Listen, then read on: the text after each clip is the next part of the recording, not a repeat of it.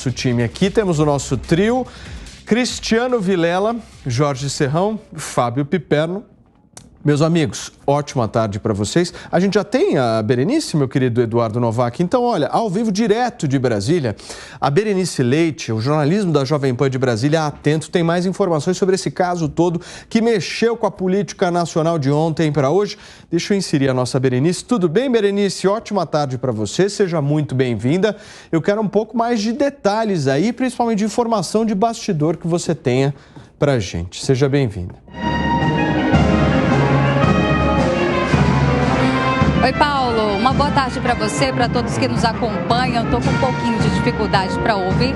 Em virtude aqui do Palácio do Planalto, toda sexta-feira existe tradicionalmente a banda que eles tocam a cada 30 minutos, mas eu consegui captar a mensagem. Os detalhes desse imbróglio, né, desde que o senador Marcos Duval declarou que o ex-deputado Daniel Silveira e também o ex-presidente Jair Bolsonaro estariam envolvidos em um plano para gravar, né, colocar uma escuta e durante uma conversa entre ele e o ministro Alexandre de Moraes, tentar, de certa forma, comprometer o ministro Alexandre de Moraes.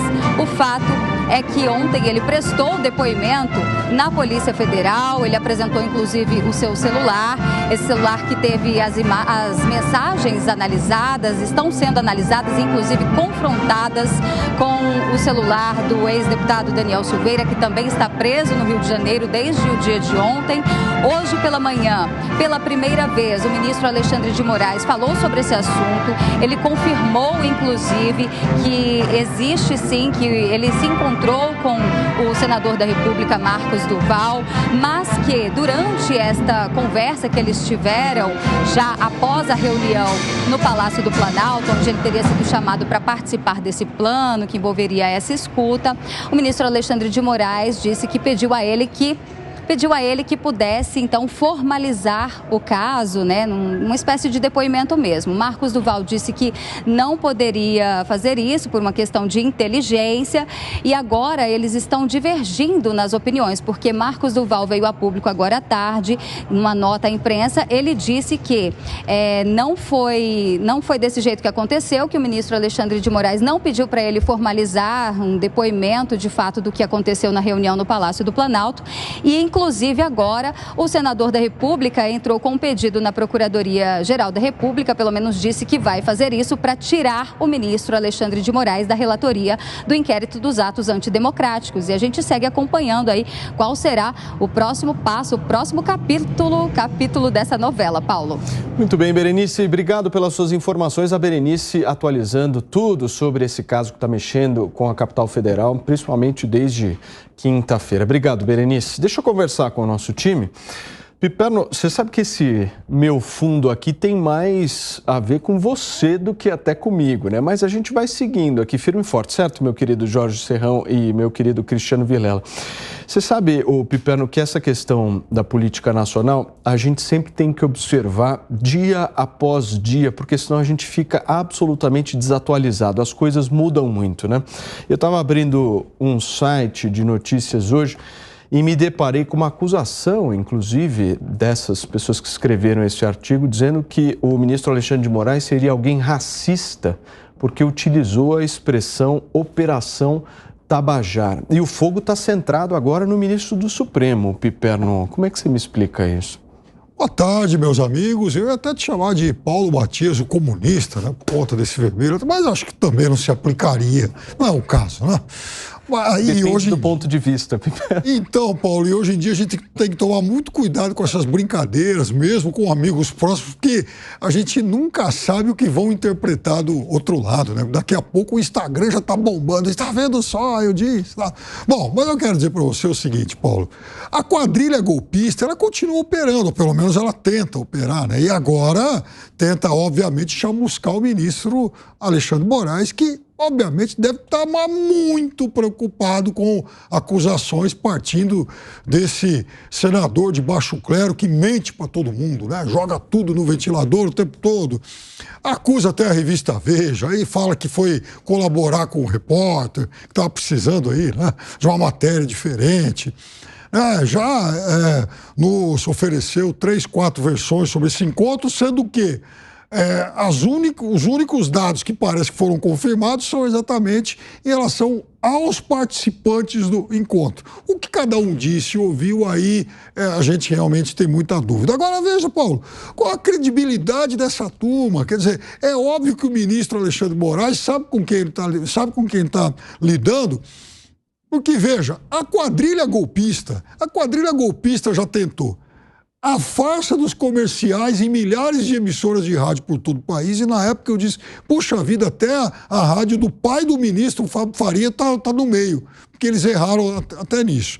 Aí tentou a farsa da auditoria argentina. Aí eles tentaram a farsa da impugnação de quase 300 mil urnas, o que rendeu ao PL 22 milhões de reais de multa, coisa que o Valdemar da Costa Neto até hoje não assimilou e não engoliu, porque ele disse que só entrou nisso, e tem vários depoimentos dele em relação a essa versão, a mando do então presidente Jair Bolsonaro. Aí tentaram a intentona bolsonarista de 8 de janeiro. Então, toda hora eles arrumam alguma coisa. O que a gente sabe é que estamos diante de uma quadrilha golpista. Muito bem, meu querido Serrão, se a gente analisar desde a live, o senador Marcos Duval tem sido bastante volúvel nas suas avaliações, opiniões, né? Então, nós começamos com a tese dele dizendo que ele foi coagido pelo presidente Jair Bolsonaro.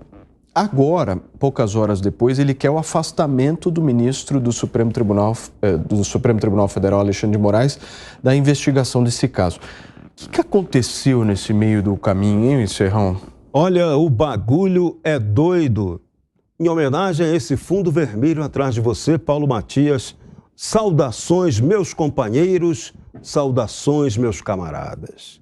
Olha que história doida. O ministro Alexandre de Moraes, ele tem inteira razão quando ele chama essa história de Operação Tabajara. E não cabe nenhuma crítica ao ministro por ele ter feito essa brincadeira, essa ironia. O que é Tabajara? A gente tem que explicar o contexto que as pessoas não sabem. Tabajara, Organizações Tabajara, era uma empresa fictícia inventada pela turma do Caceta e Planeta. O objetivo dessa empresa era anunciar produtos picaretas fictícios que nunca funcionavam, tá? Então agora você entendeu o contexto do Alexandre quando ele chama essa operação de Tabajara? Seria uma operação que não funcionaria. Imagina, tentar grampear um ministro do Supremo Tribunal Federal que tem toda a segurança telemática em torno dele. Então, seria uma missão impossível. Nem o agente James Bond conseguiria, nem o agente aí, o grande senador que está contando aí as histórias, que tem empresa de segurança, seria capaz de um feito tão magnífico. Agora, de novo, estamos diante de um disse-me-disse, de uma tentativa de imputar um golpe numa situação sem materialidade, só do disse-me-disse de várias partes. E do senador, o senador Marcos Duval, toda hora se contradizendo. O que está deixando estranho nessa história? Parece que o senador recebeu alguma pressão muito esquisita para contar essa história, para revelar primeiro a revista Veja, para depois, na outra noite, dizer que haveria uma bomba na revista. No dia seguinte, em menos de 12 horas, ele desmentiu tudo do que foi dito inicialmente. Então, a quem isso interessou? Qual era o interesse por trás disso? A gente sabe que o interesse subjacente, bonita palavra, né? Era detonar Jair Bolsonaro. Esse é o alvo preferencial. Só que acabou pegando lá no Daniel Silveira, que coincidentemente, coincidência não existe em Brasília, foi preso na manhã do mesmo dia em que estourou esse escândalo. Ele não foi preso por causa disso, não. Ele foi preso por outras imputações que lhe foram feitas pelo ministro Alexandre de Moraes em função dele ter descumprido ordens judiciais anteriores. Só que esse Daniel Silveira é o mesmo cara, o mesmo deputado, que até outro dia, que perdeu a sua imunidade parlamentar e que estava sob a proteção de uma graça presidencial. Então, no Brasil, está valendo a Constituição, tem que estar valendo. Então, se está valendo, teria valido a graça constitucional para Daniel Silveira. Então, olha, quanto embrulho numa história só. E, de novo, em xeque, em discussão, em debate, o Estado de Direito.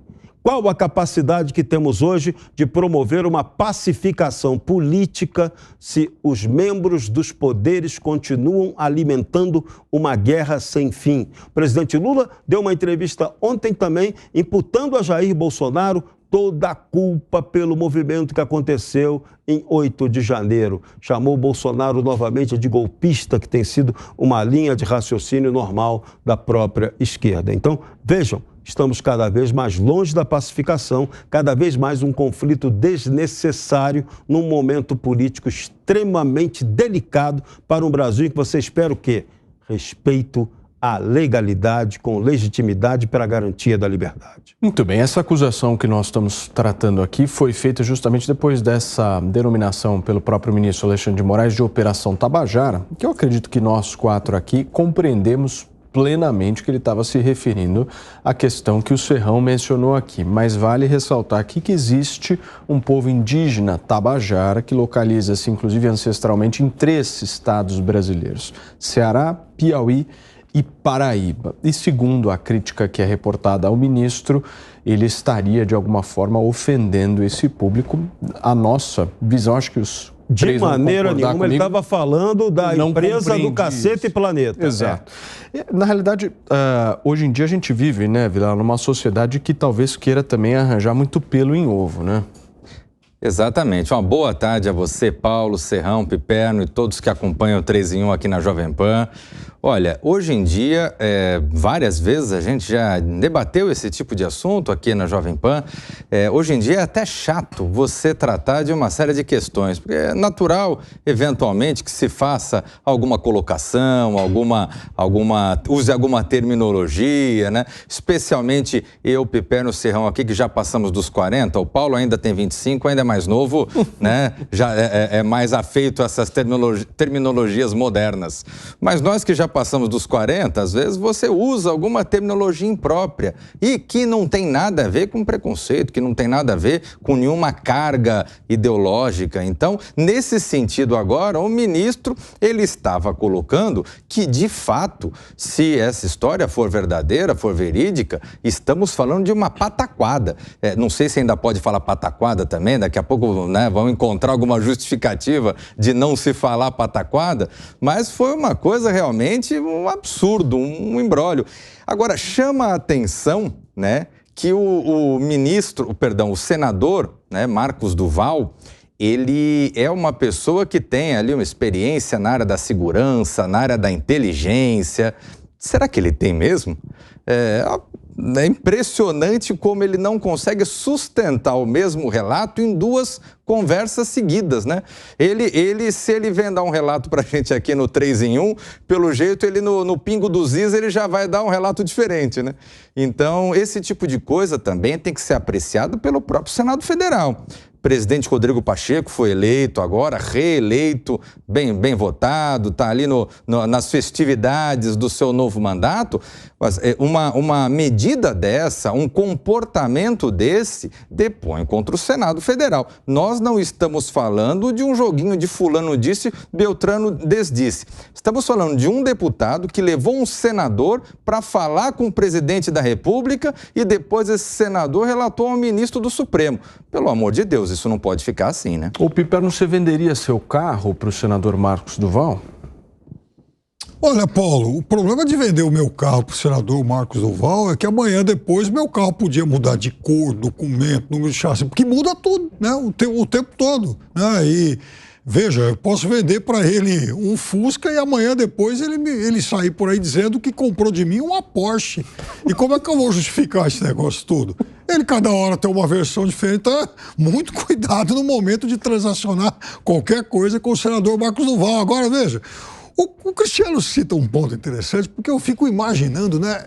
A gente já viu, por exemplo, até seriado da TV Globo, então, no passado, uns 30 anos atrás, ironizando os arapongas brasileiros, porque você sabe que realmente quando eu ouço falar em agente brasileiro, né, gabinete secreto, tal, eu fico pensando, puxa vida, viu?